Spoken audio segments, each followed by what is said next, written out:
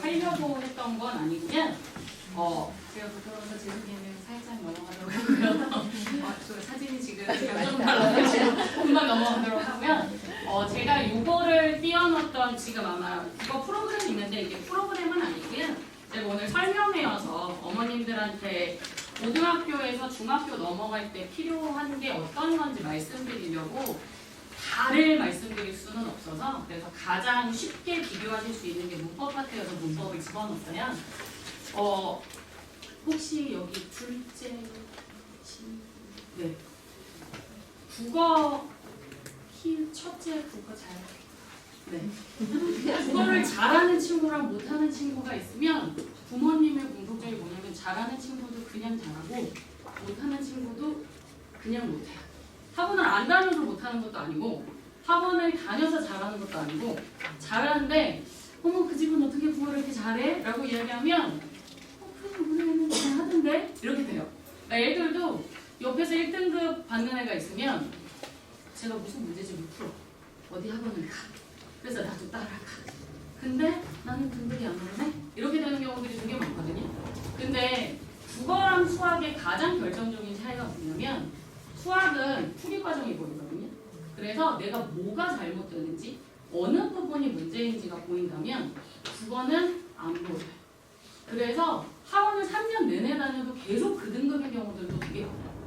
그래서 제가 재수생 친구들이랑 이렇게 공부하다 보면 되게 많이 느끼는 것 중에 하나가 선생님 저는 유명한 선생님 수업 다 들어봤어요. 여기 학원 저기 학원 다 다녀봤는데 나만 성적이 안 올라요. 이런 경우들도 되게 많아요. 그렇기 때문에 어느 학원을 다니느냐가 중요한 게 아니라 내가 왜 못하느냐를 찾는 게 되게 중요하거든요. 네가 어느 부분이 부족하니? 라고 하는 걸 집어주는 게 되게 필요한데 그것들을 집어내는데 솔직히 대한민국의 국어교육 자체가 집어줄 때 본문을 그냥 열심히 설명해 주시거든요. 내가 열심히 설명할게 니네는 알아서 들어. 그리고 이해는 니네 몫이야. 내가 설명하는데 왜 틀렸지? 이렇게 되는 거거든요. 그러니까 애들은 내가 왜 부족한지도 모르고 그래서 그것 때문에 부모님이랑 엄청 많이 싸워. 그래서 학년이 올라갈수록 부모님이 애랑 자꾸 싸우는 거예요. 내가 지금 너 국어학원에 투자한 게 얼마인데 성적이 왜 이래? 막 이러면서 막 싸우시거든요. 근데 차이가 뭔가를 잘 보면 첫 번째 공부를 하는데 성적이 안 오르는 경우는 중학교랑 고등학교의 차이를 아이도 정확하게 모르고 부모님도 정확하게 모르기 때문에 그래요. 차이가 그래서 제가 이제 보여드리려고 한 건데 이게 지금 실제 기출문제거든요. 중학교 기출문제에 제가 문법을 짚은 이유 중에 하나는요. 문법은 중학교, 고등학교 똑같아요. 그래서 똑같은데 문제가 어떻게 다른지를 보면 내가 고등학교 때 필요한 역량이 뭔지를 알 수 있어요. 국어 같은 경우 문법, 중학교 문법이 이제 음운 부분인데요. 중학교는 보면 빈칸이죠. 그리고 콧소리를 포함해라 콧소리를 외웠느냐예요. 고모음을 포함해라 고모음 외웠니? 얼만큼 많이 외웠니? 이거 자음 체계도 외웠느냐를 물어보는 거거든요. 그래서 자음 체계도 외웠니? 음운의 정의를 외웠니? 이런 거예요. 그래서 중학교는 외워서 시험 보면 돼요. 그래서 제가 얘기했는데 중학교는 착하면 시험 잘 봐요. 부모님 말씀 잘 듣고 중2병 안 걸리고 그리고 애가 순하고 그러면 잘 봐요. 근데 중학교 때 국어를 잘했는데 고등학교 올라서 못하는 애들이 있어요. 이유가 뭔가를 보면 고등학교 문법은 똑같이 히읗의 발음을 묻고 있거든요. 이건 중학교 문제예요. 한국은 중학교 문제라서 외우면 돼요. 그리고 이 외우는데 규칙이나 이런 것들보다 문제를 많이 풀어서 애들이 외워요. 이게 중학교 때 문제라면 고등학교 때는 뭐가 되는 거냐면 다 줘요. 히읗의 음운 변동이 일어나는 조건을 줘요. 그리고 그 상황에 대입해서 풀 수 있느냐. 다시 이야기하면 독해 능력이 없으면 문제를 안 풀리고요. 단수 남기로도 문제를 풀 수 없어요. 얘는 문제 푸는 방법이 기본적으로 음운은 쪼개서 푸는 거거든요. 음운 환경을 봐야 되거든요. 그래서 히읗 뒤에 뭐가 왔느냐. 히읗이 누구랑 만나느냐. 음운을 끊는 연습을 진짜 많이 해요. 제가 고등학교 1학년 애들이랑 혹은 고3 때, 고2 때 문법 배울 때 애들이랑 음운 변동 얘기할 때 규정을 외우기보다는 음운을 쪼개는 연습부터 해라. 그러니까 문제 푸는 방법을 많이 연습하라고 하거든요. 문제를 통으로 보지 말고 음운의 개념 자체가 자음이랑 모음이거든요. 저는 아까 중학교 음운 개념은 어떻게 나오냐면 말의 뜻을 구별해주는 소리의 가장 작은 단위를 음운이라고 하거든요. 애들이 다 알아요. 고1 딱 올라와서 애들아 음운이 뭐야? 배웠지? 그러면 뜻을 구별해주는 소리의 가장 작은 단위야. 그래서 니네 음운 변동 문제 다 맞았어? 아니야? 그럼 저거는 왜 외우고 있지? 외우라고 해서. 고등학교는 이거 외운다고 문제를 못 풀어요. 물론 학교에서 정말 거저주는 문제로 주관식 문제가 나올 수 있는데 이미 저 문제가 나온다는 것 자체는 중학교, 학교 난이도를 되게 낮췄다는 뜻이거든요. 그렇기 때문에 그리고 저 정도를 풀 수 있는 건 거의 대부분 다 풀어요. 공부를 조금만 하는 친구면 전날만 해도 풀 수 있거든요. 저게 변별이 되지는 않는단 말이에요. 그러면 실제로 문제를 풀 때는 의문이 뭐다라고 하면 뜻을 구별해주는 소리의 가장 작은 단위, 소리의 단위가 뭐지? 라고 하는 것도 알아야 되고 뜻을 구별해주는 소리의 단위를 어떻게 분명하게 개념화 시켜나는 거거든요. 그래서 저는 고등학교 때 의문의 개념을 애들이 대답하면 그래서 무슨 문제를 풀어? 그럼 애들이 그걸로는 문제를 못 풀어요. 딱 그 문제밖에 못 풀거든요. 빈칸 문제를. 그럼 저는 의문 변동을 풀기 위해서 의문의 개념을 다시 정해줘요. 의문은 얘들아 분절 의문이랑 비분절 의문이 있기는 하거든요. 근데 비분절 의문은 문제에서 안 나와요. 고1 때는 안 나와요. 고2, 고3 때 살짝 나올 수 있지만 수능에는 안 나와요. 왜냐하면 우리나라의 비분절 의문은 장단이거든요. 근데 대한민국 사람은 장단을 구분하지 않아요. 제가 살면서 장단 구분하는 실제 사람을 만난 건 저희 의문동 교수님만 됐거든요. 의문동 교수님은 말씀하시더라고요. 장단이 잘못됐다고. 그러니까 지금 선생님 말씀이 막 그러면 길게 발음해야 된다. 짧게 발음해서 잘못했다. 그래서 제가 대학교 1학년 때 너무 충격을 받아가지고 왜 저러는 거야? 그래서 대충 알아들으면 되지 왜 저렇게 얘기하지? 라고 얘기했는데 대한민국에서 비분절 의문은 큰 기능을 하지 않거든요. 그럼 결국에 비분절 의문을 내면 암기 문제가 될 수밖에 없죠. 그러다 보니 고등학교 내신에서는 비분절 의문은 잘 다루지 않아요. 그럼 결국에 의문 변동 문제 풀려고 의문을 배우는 거거든요. 그럼 결국에 의문 변동에 분절 의문이랑 비분절 의문이 있는데 비분절 의문은 안 나와요. 그럼 분절 의문만 알면 되죠. 근데 분절 의문이 뭐냐면 자음이랑 모음이거든요. 그래서 애들한테 얘기해요. 의문 나오면 자모를 쪼개. 덩어리로 보지 말고 음절을 쪼개서 히읗이랑 모음이 만났네? 그렇게 풀면 되거든요. 그러면 의문의 변동이 크게 어렵지 않아요. 어떻게 풀어야 되느냐, 어떻게 접근하느냐의 차이가 되는 거거든요. 그래서 얘네들은 독해를 기본적으로 고등학교 문제들을 보여주고 여기에서도 보는 것처럼 뭐가 되냐면 맞춤법 규정이 나오거든요. 의문 변동은 맞춤법이랑 묶이게 돼요. 그러니까 문법이 다 따로따로가 나오는 게 아니라 표준 발음법이나 표준 맞춤법은 의문의 개념이 있어야 돼요. 다시 얘기하면 음절을 끊어서 문법의 개념을 잘 나눌 수 있는가. 그 다음 기본적으로 선지가 길지요. 얘 빼놓고. 얘는 아까 얘랑 똑같거든요. 요 선택지랑 똑같이 뭐와? 라고 이야기하는 것처럼 음절을 끊을 수 있느냐 라고 얘기하는 개념이라면 요 문제는 선지를 끊어서 정확하게 읽을 수 있느냐 대입할 수 있느냐 라고 이야기하는 거거든요.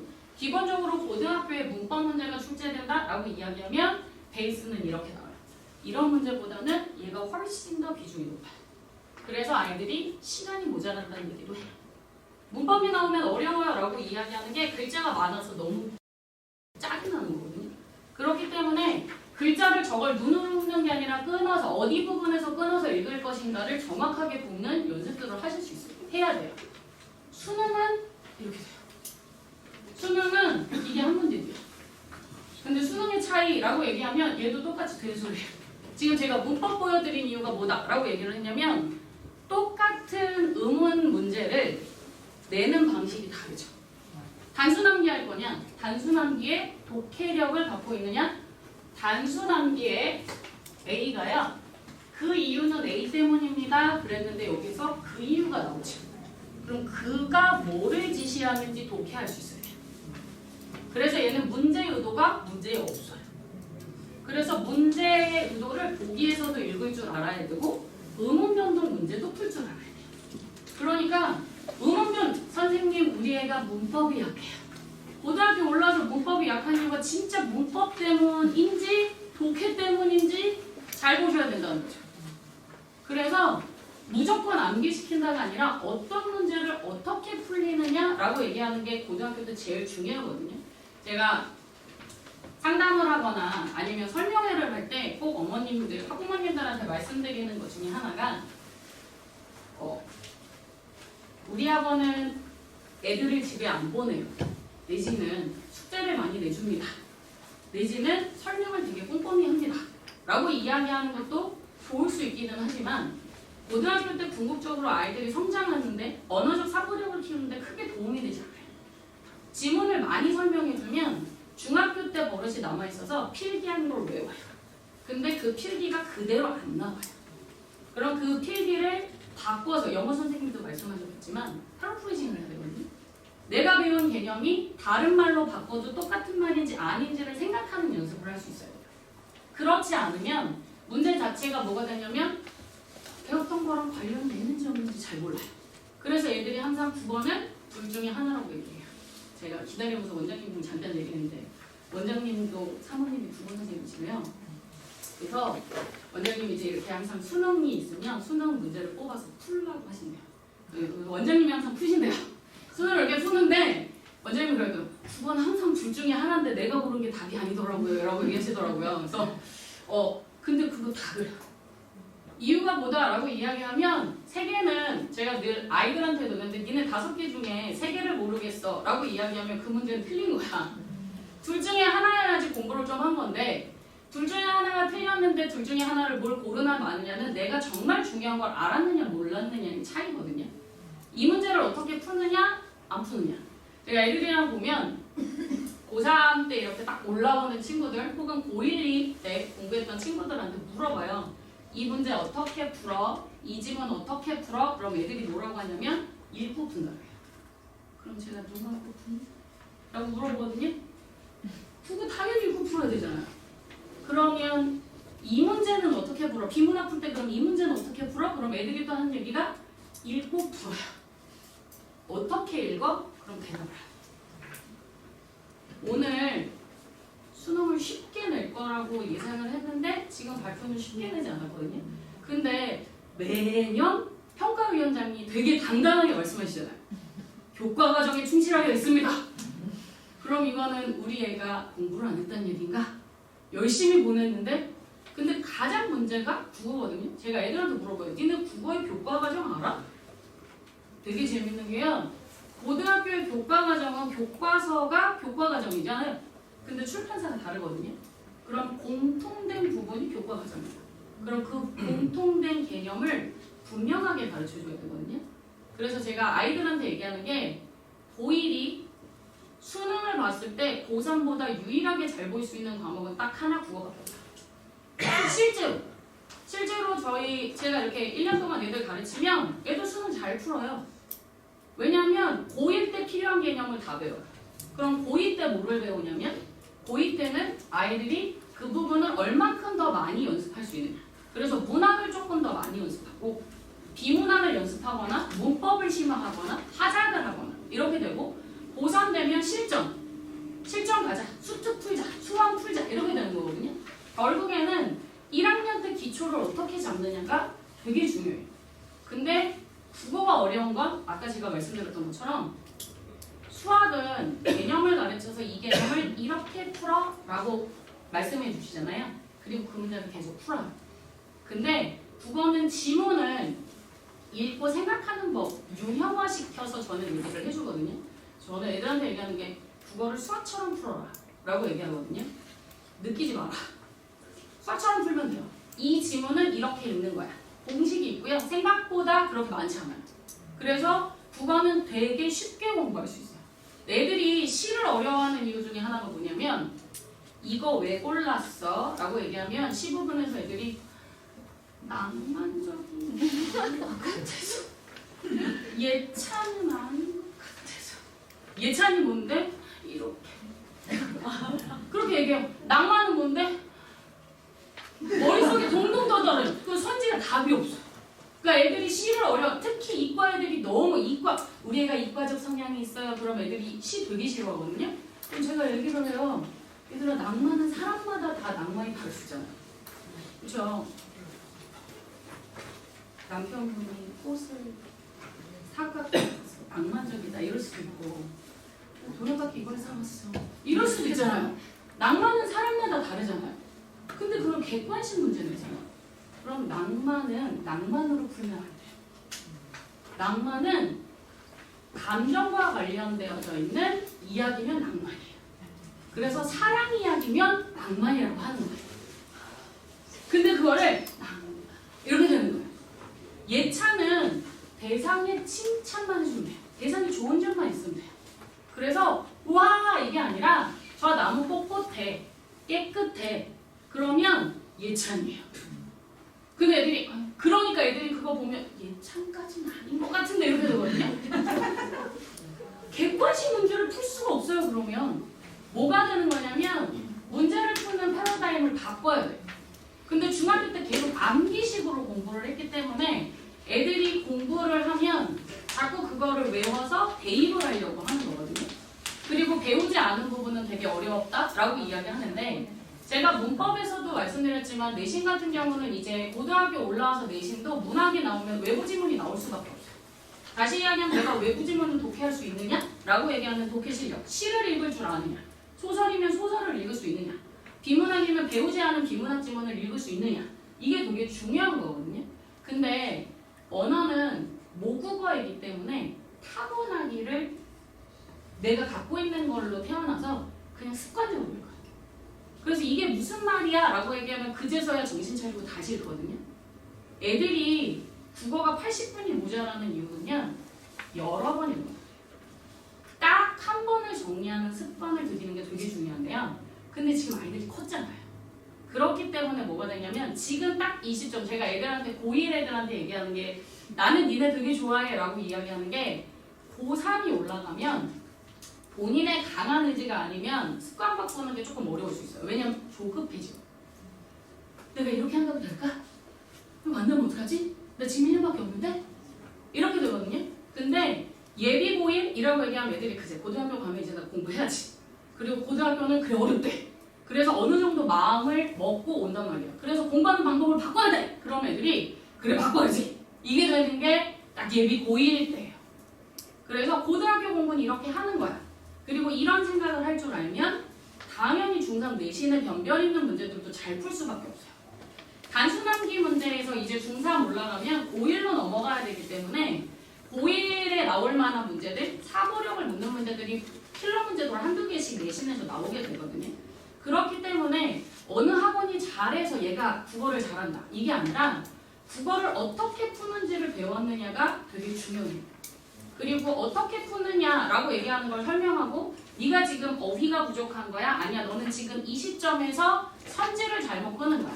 근데 선지를 잘못 끄는 게 독해를 습관적으로 해서 그럴 수도 있고요.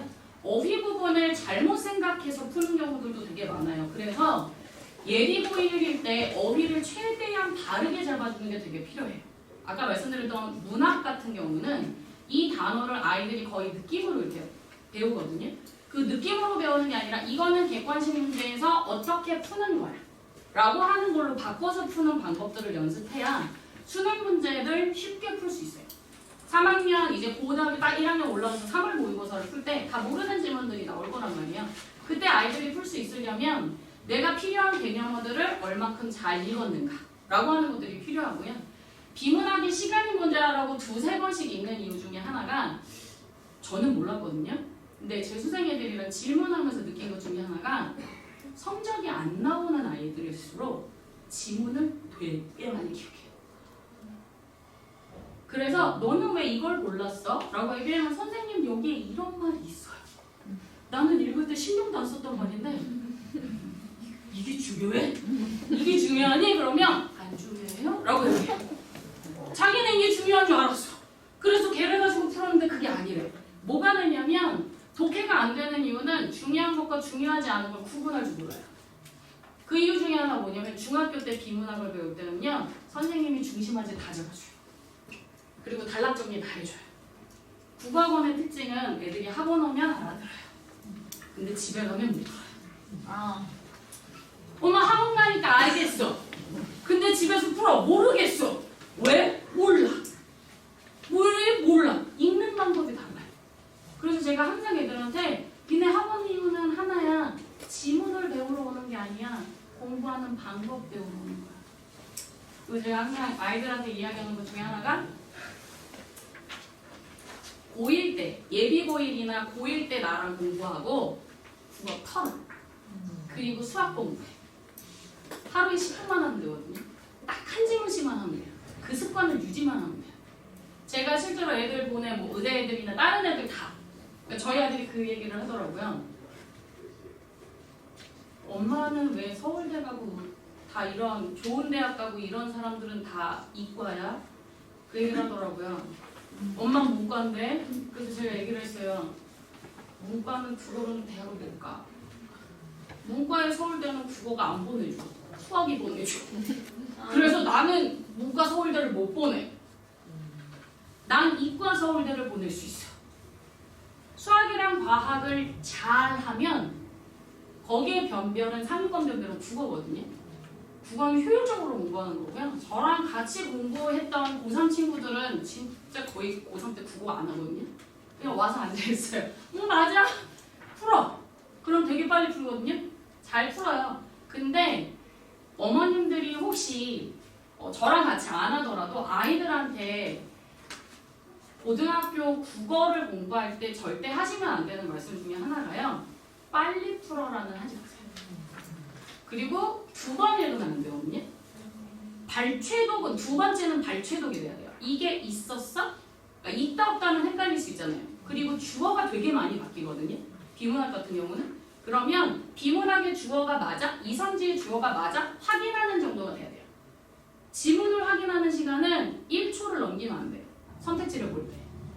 지문을 이렇게 읽으면 안 돼요. 첫 번째 읽을 때 제대로 정리하는 연습을 하면 되거든요. 그럼 애들이 얘기해요. 80분 안에 못 풀면 어때? 어떻게 해요? 그럼 제가 얘기하는 게 1학년 때 모의고사로는 대학을 안 가. 니네는 고3 때 수능을 잘 보면 돼. 지금까지 제가 아이들 그렇게 가르쳐서요. 고3 때 시간문제로 보는 단 한 번도 없었어요. 1학년 때 혹은 천천히 책을 안 읽어서 책을 별로 안 읽었던 친구들이 2학년 때까지 다 못 풀 수는 있어요. 근데 어머니 다 못 푼다고 해도 한 지문이에요. 한 지문이면 4문제거든요. 4문제면 9점이거든요. 91점 넘으면 지금 컷으로는 1등급이에요. 물론 올해 고1은 되게 쉬웠어요. 근데 그 정도면 애들이 오래 걸리지도 않아요. 지문의 난이도가 쉬워지면 그러면 기본적으로 아이들은 빨리 읽을 수밖에 없어요. 정리가 빨라지기 때문에. 빨리 읽는 거 다 풀지 않아요. 다 푸는 게 중요하잖아요. 저는 1학년 애들한테 꼭 얘기하는 거 수능 맨 처음 공부하는 친구들한테 이야기하는 것 중에 하나는 얘들아 푼 것만 담아줘. 푼 것만 담아줘. 그리고 푼 것 중에 모르는 것만 틀리면 돼. 그래야 얘의 사고가 어디가 잘못됐는지를 찾아줄 수 있어요. 근데 애들이 다 풀었어요. 그리고 왜 틀렸어? 잘못 봤어요. 실수했어요. 그럼 이유가 뭐하죠? 그럼 계속 국어는 뱅뱅. 어머님들이 고등학교 다른 데도 마찬가지기는 한데요. 고등학교 국어 하실 때 제가 이 자리를 빌어서 꼭 말씀드리고 싶은 것 중에 하나는 1학년 때 다 풀 필요 없거든요. 근데 푼 거를 담아 적는 건 되게 중요해요. 그리고 이걸 푼 거를 담았기 위해서 한 지문을 여러 번 읽는 건 아주 최악이에요. 시간의 제약이 있는 건 한 번의 지문을 얼만큼 포인트를 잡았느냐거든요. 그렇기 때문에 포인트를 읽는 연습을 제대로 해서 내가 읽은 것들은 다 맞춰오는 거. 그게 1학년, 2학년 때 쌓아야 돼요. 그러다 보면 그게 계속 습관이 돼서 3학년 때는 시간이 부족해지지 않아요. 국어는 아까 말씀드렸던 것처럼 고1이 다예요. 근데 그걸 2학년, 3학년 반복하는 거거든요. 그래서 올리는 거예요. 얘를 시간 속도를 올리는 거거든요. 익숙해져서. 그렇기 때문에 내가 어떻게 첫 단추를 끼워줘야 하는지 그리고 국어 공부를 어떻게 해야 되는지가 되게 중요해서 제가 영원 선생님은 전체 되게 많이 말씀하셨던 것 같아요. 근데 전 전체보다는 국어는 어떤 파트는 어떻게 공부한다 이거보다는 국어 자체에 대한 어머님들의 생각도 마찬가지고 아이들의 생각도 마찬가지예요. 학원을 보내시는 이유가 뭘 배웠다가 아니라 방법을 배웠느냐. 그리고 문제가 나왔으면 이 문제가 왜 나왔어? 그게 교과 과정이거든요. 이 문제가 왜 나왔어? 이 문제가 뭐가 나올까요? 문제를 예측할 수 있어요. 국어는 그래야지 뭐가 될 수 있냐면 수능도 준비할 수 있어요.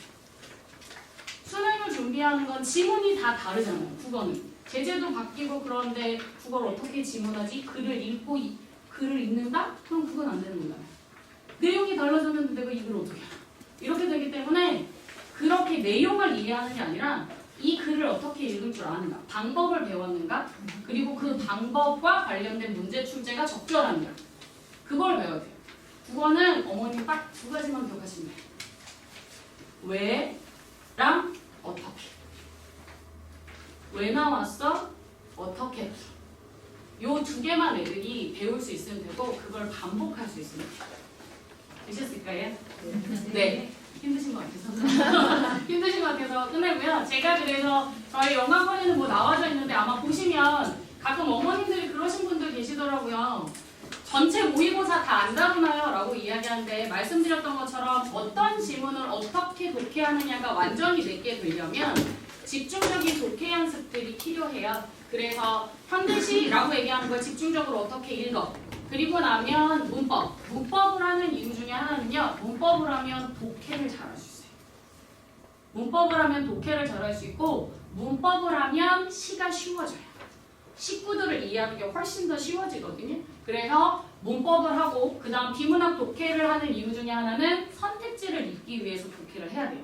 그러니까 지문의 구조를 읽는 것도 중요하지만 선지를 읽기 위해서 선지의 구성이 어떻느냐는 독해를 가지고 보실 수 있거든요.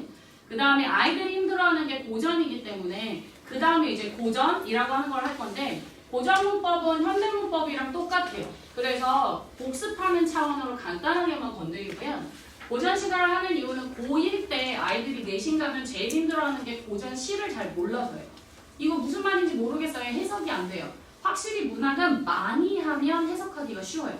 그래서 고전 문학은 많이 하는 건 확실히 좋기 때문에 그래서 문학 같은 경우는 어떻게 읽느냐를 볼 거지만 작품 자체들도 조금 많이 아이들이 접할 수 있게 그래서 나 이 작품 알아. 그럼 좀 더 자신 있게 아이들이 고등학교 올라가서 공부를 할 수 있거든요. 그래서 저는 연단거리 자체를 저렇게 파트별로 나누어서 보고요. 현대시를 진행한다고 현대시 진행할 때는 현대시만 할 거예요. 근데 현대 문법을 할 때는 현대시에 대한 복습을 같이 나갈 거고요. 그 다음 현대 문법하고 나면 당연히 독해할 때는 현대시와 현대 문법의 복습 과제가 나갈 거예요. 그래서 최종적으로 고전 3번 할 때 앞에 걸 까먹는 게 아니라 계속 누적해서 아이들이 복습할 수 있는 허리돌로 진행이 될 거예요. 그래서 아이들이 계속 하나씩 하더라도 해석하는 방법을 이해했느냐라고 하는